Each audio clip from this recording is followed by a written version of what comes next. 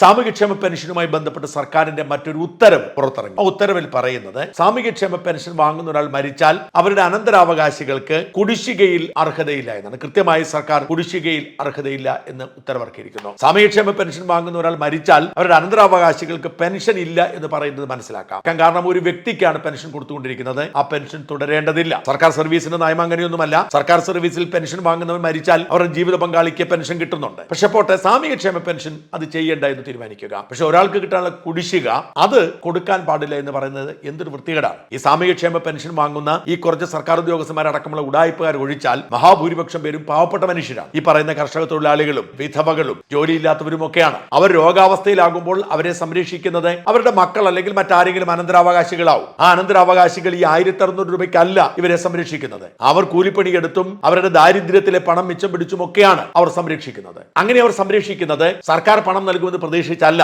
മാതാപിതാക്കളായതുകൊണ്ട് സംരക്ഷിക്കുന്നതാണ്. അവർക്ക് കിട്ടാനുള്ള പണം സർക്കാർ കൊടുക്കുന്നില്ല. അതുകൊണ്ട് മക്കൾ അത് മുടക്കുകയാണ്. 6 മാസത്തെ കുടിശ്ശിക എന്ന് പറഞ്ഞാൽ ഏതാണ്ട് 5000 രൂപയുണ്ട്. 5000 രൂപ ഈ പാവപ്പെട്ട മനുഷ്യർക്ക് അത് ബുദ്ധിമുട്ടുള്ള കാര്യമാണ്. ആ പണം അവർക്ക് കിട്ടാനുള്ളതാണ്. അവർക്ക് വേണ്ടി അവരുടെ മക്കൾ അവരുടെ ഇല്ലായ്മയിൽ നിന്നും കണ്ടെത്തിയതാണ്. അതിനുള്ള അർഹത ഈ പിന്തുടർച്ചക്കാർക്ക് ഇല്ല എന്ന് പറയുന്നത് അങ്ങേയറ്റത്തെ വൃത്തികേടല്ലേ?